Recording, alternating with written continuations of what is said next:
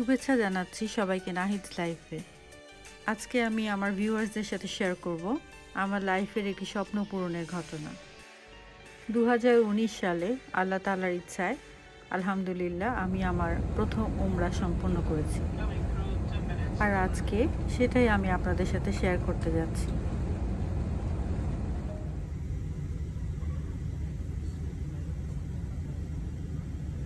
Saudi আরব local time ভোর 6:30টায় king Abdul Aziz airport জেদ্দায় আমাদের plane land করেছে। যেহেতু পবিত্র মক্কায় কোনো এয়ারপোর্ট নেই, সেজন্য আমাদের আগে জেদ্দায় ল্যান্ড করতে হচ্ছে, তারপর আমরা বাসে করে সেখানে যাব।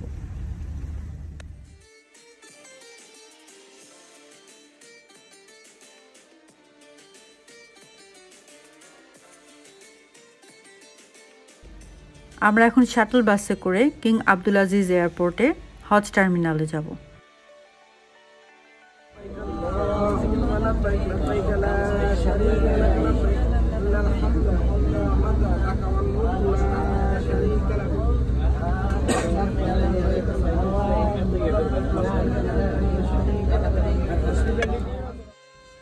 আমাদের ইমিগ্রেশন কমপ্লিট হয়ে গেছে। আমরা এখন অপেক্ষা করছি বাসের জন্য, যেটাতে করে আমরা পবিত্র মক্কা সিটিতে যাব।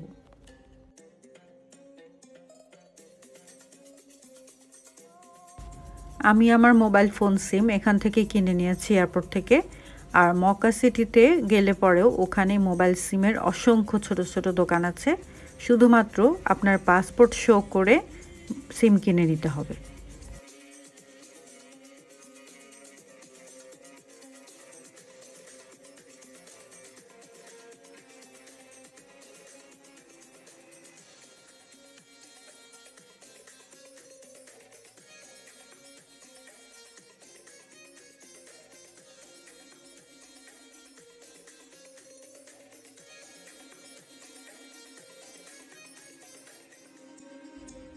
পবিত্র মক্কা সিটির উদ্দেশ্যে আমরা আমাদের জার্নি শুরু করলাম সকাল 8:30টার দিকে।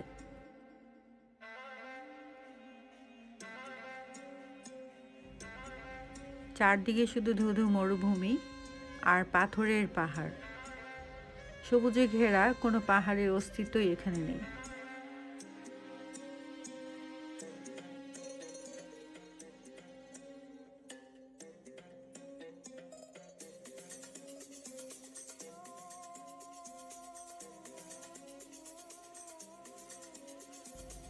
ধীরে ধীরে এগিয়ে চলেছি আমরা পবিত্র মক্কা নগরীর দিকে, আর মনে হচ্ছে অল্প কিছুক্ষণের মধ্যেই পূরণ হতে যাচ্ছে আমার সারা জীবনের স্বপ্ন।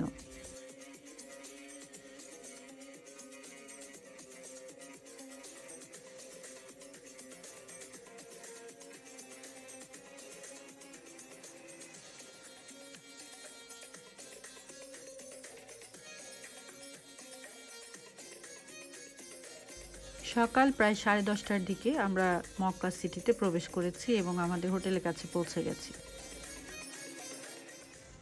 আমরা উঠেছি পবিত্র মক্কা সিটির মিসফালা এরিয়াতে। এটি অনেকটা বাঙালি পাড়াও বলা যেতে পারে। চারদিকে দেখতে পাবেন শুধু বাঙালি, একটু আপনার কাছে মনে হবে না আপনি অন্য কোথাও আছেন। এখান থেকে ওয়াকিং ডিস্টেন্সে পবিত্র হারাম শরীফ, আমরা সেদিকে এগিয়ে যাচ্ছি। আমাদের উদ্দেশ্য মাগরিবের নামাজ আদায় করে তারপরে একটু যখন ঠান্ডা পড়ে যাবে তখন আমাদের উমরার কাজ শুরু করা। আমি এখন এখান দিয়ে হেঁটে যাচ্ছি। এই জায়গাটার নাম হচ্ছে কবুতর চত্বর। এখানে বাঙালি হোটেল, রেস্টুরেন্ট সব কিছু আপনারা পেয়ে যাবেন। এখানে আমি আপনাদের ছোট দু একটি ইনফরমেশন দিয়ে রাখতে চাই। যারা ইনশাআল্লাহ নেক্সটে উমরা বা হজ করতে আসবেন তাদের সবার জন্যই জানাটা জরুরি। অন্যান্য সব জায়গার মতো দুর্ভাগ্যজনকভাবে এখানেও একটি চক্র আছে, যারা কিনা মানুষকে নানানভাবে এটা সেটা বলে টাকা চাইতে পারে এবং কান্নাকাটি করে, অসুস্থতার ভান করে, ওষুধ কেনার কথা বলে তারা এই কাজটা করে। এখানে অনেকে দেখা যায় যে একটা গাছের কষ আছে যেটা লাগিয়ে কপালে হাতে ঘা তৈরি করে, সেটি দেখিয়ে আপনার কাছে মেডিসিন কেনার টাকা চাইতে পারে। অনেক সময় হুইলচেয়ারে একজন বয়স্ক মহিলাকে বসিয়ে নিয়ে বলবে আমার মা ওষুধ কেনার পয়সা নেই, তার জন্য টাকা চাইতে পারে। আপনাদের এই ব্যাপারে খুব সাবধান থাকতে হবে। এবং আপনাদের দরকারি পাসপোর্ট, কারেন্সি, দরকারি কাগজপত্র, মোবাইল ফোন কখনোই ব্যাকপ্যাকে রাখবেন না। সামনে একটি ছোট পকেট ব্যাগের মতো দিয়ে দেয় আমাদের এজেন্সি থেকে, আপনারা ওটা ইউজ করবেন, ওটার মধ্যেই সব রাখবেন এবং অবশ্যই সেটা যাতে খুব শক্তভাবে আপনার বডির সাথে বাঁধা থাকে সেটা খেয়াল রাখবেন। এখানে কিন্তু আমাদেরকে আসার আগে সাবধান করে দেওয়া হয়েছে এবং তাওয়াফ করার সময় টাকা পয়সা ব্যাগ চুরি যাওয়া এটা একটা কমন ঘটনা এখানে, এবং অযাচিতভাবে এসে এইভাবে টাকা ডিমান্ড করা মানুষদের কাছ থেকে খুব সাবধানে থাকবেন। এদের মধ্যে অনেকেই আছেন যারা এসে বলবেন পাসপোর্ট হারিয়ে গেছে বা ওনাদের কারেন্সি হারিয়ে ফেলেছেন, এসব কথা বলেও আপনাদের কাছে টাকা চাইতে পারে, তাই আপনারা ভুলেও এই বিপদে পা দিবেন না।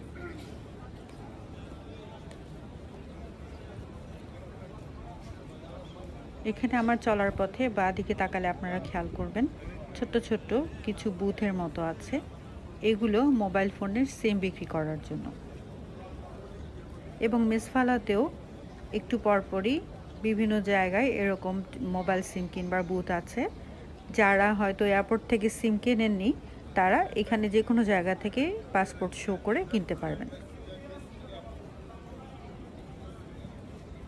আর এখানে যত মার্কেট দেখছেন সব মার্কেটে সবগুলোতে কিছু খাবার আছে খুব কমন, তার মধ্যে আছে আইসক্রিম, নানা রকম ফ্রুটস জুস এবং আখের রস।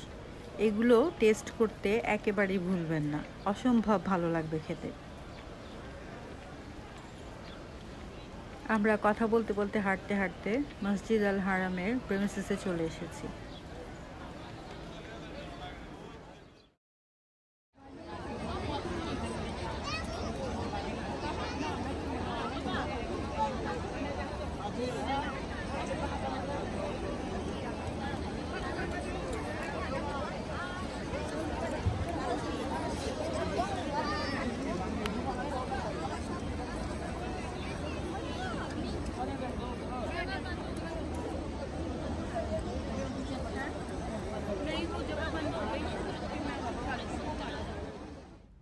আলহামদুলিল্লাহ, 7 বার পবিত্র কাবা ঘরকে প্রদক্ষিণ করে এবং মাকামে ইব্রাহিমের সামনে 2 রাকাত নামাজ পড়ে আমি আমার তাওয়াফ সম্পন্ন করেছি।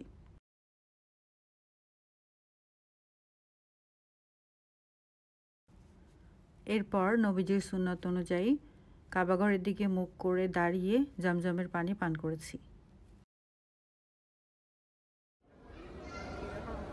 সাই সম্পন্ন করার জন্য আমাদের আল সাফা এবং আল মারওয়া 2 পর্বতের মাঝখানে 7 বার পরিভ্রমণ করতে হবে এবং সাই শুরু করবার আগে পবিত্র কাবা ঘরের দিকে ফেস করে দোয়া পড়ে মোনাজাত করতে হবে। দোয়া কবুল হওয়ার জন্য এই জায়গাটি অত্যন্ত গুরুত্বপূর্ণ। শিশুপুত্র ইব্রাহিম আলাইহিস সালামকে পানি পান করানোর জন্য মা হাজেরা এই সাফা এবং মারওয়া 2 পর্বতের মাঝখান দিয়ে বারবার ছুটে ছুটে গিয়েছেন পানির আশায়।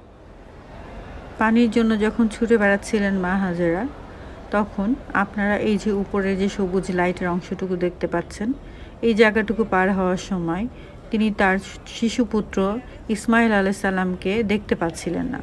তখন একটু জোরে দৌড়ে তিনি এই জায়গাটি পার হচ্ছিলেন বাচ্চাটিকে দেখার জন্য, এবং সেজন্যই ওনার সম্মানার্থে পুরুষদের জন্য এই জায়গাটুকু পার হওয়ার সময় একটু দৌড়ে পার হতে হয়, কিন্তু এটি মহিলাদের জন্য প্রযোজ্য নয়।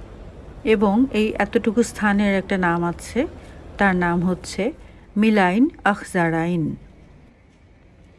আলহামদুলিল্লাহ, আমরা সাই সম্পূর্ণ করার মাধ্যমে আমাদের ওমরাও সম্পূর্ণভাবে কমপ্লিট করেছি। এখন আমরা আমাদের রুমের দিকে যাচ্ছি।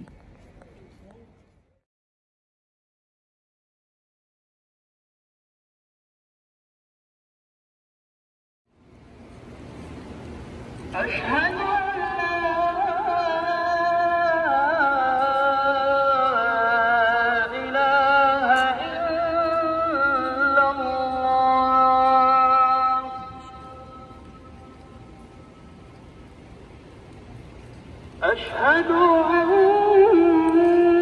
أن محمد رسول الله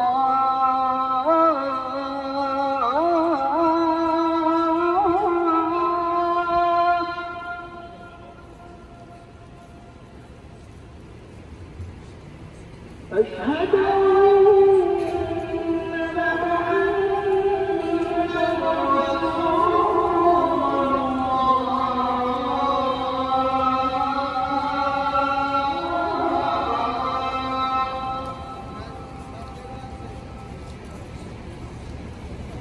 حي على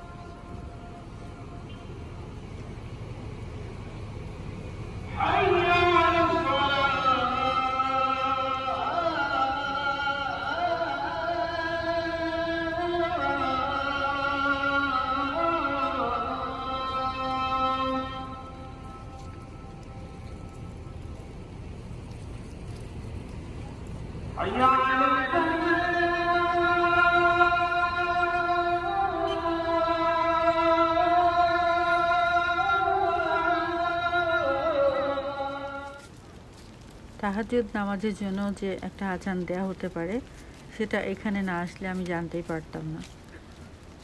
পুরো পরিবেশটাই এত সুন্দর। ভোর 4টার সময় এত মানুষ এগিয়ে যাচ্ছে মসজিদের দিকে নামাজ আদায় করার জন্য। এই ব্যাপারটা এরকম পরিবেশে আসলে সম্ভব। এখানকার সবগুলো পুরো রাত খোলা থাকে। ফজরের পরে কিছুটা সময়ের জন্য তারা বন্ধ করে, তারপরে আবার দিনের বেলা খুলে দেয়। আবার কিছু শপ আছে রাউন্ড দ্য ক্লক ওপেন থাকে।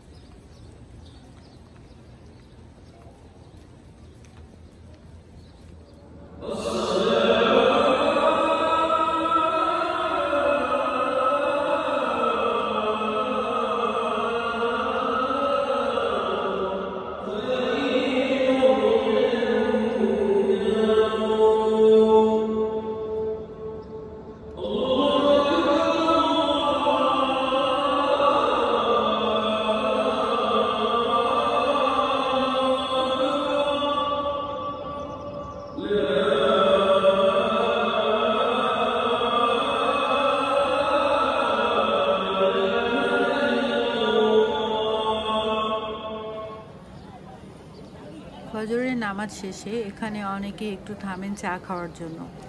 আর যারা উমরা কমপ্লিট করেছেন তারা এখানে স্যালনে হেয়ার কাট নিয়ে নেন পুরুষরা।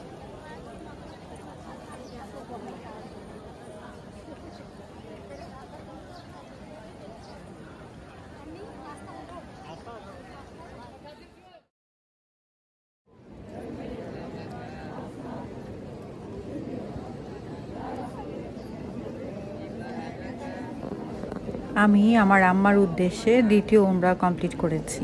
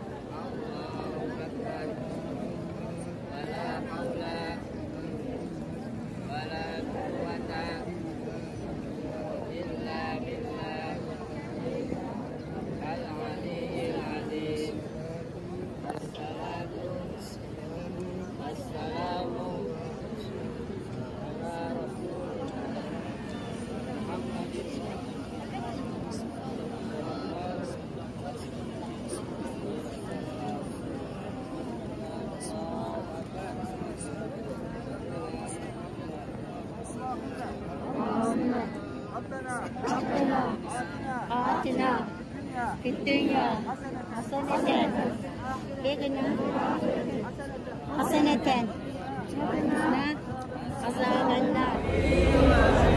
سبحان الله والحمد لله ولا إله إلا الله والله أكبر ولا حول ولا قوة إلا بالله.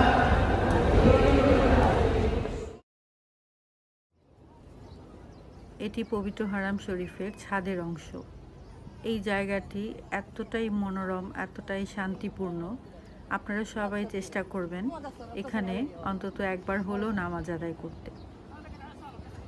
তবে অবশ্যই আসরের পরে মাগরিবের বা ঈশার নামাজ হলে ভালো হয়, কারণ তার আগে সূর্যের তাপ খুব প্রখর থাকে, তখন এখানে নামাজ পড়া একটু কষ্টকর হয়ে যায়।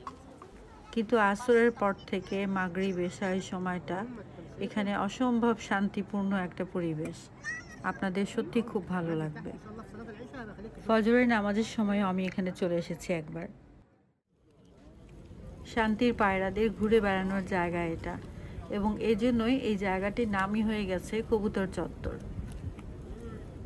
এখানে আশেপাশে এই পায়রাদেরকে খাওয়ানোর জন্য গম বিক্রি করে কিছু মানুষ আছে, তাদের কাছ থেকে হাজিরা গম কিনে এখানে ওদেরকে খেতে দেয়। আর আসরের নামাজের পরে হাজিরা সবাই এখানে এসে ভিড় জমান এই মনোরম দৃশ্য দেখার জন্য। কিছু মানুষের মনে এই কবুতর এবং তাদের খাবার নিয়ে একটু কুসংস্কার আছে আমাদের মধ্যে।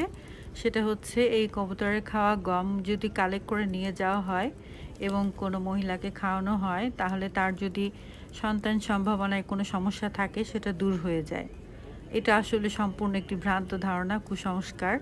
এটা আসলে মানা উচিত না, কারণ এরকম কোনো রেফারেন্স হাদিস বা কোরআন কোথাও নেই। আমার সাথেই যারা কিছু মহিলা এসেছেন গ্রাম থেকে, ওনারাই বলাবলি করছিলেন কার কার জন্য নিয়ে যাবেন।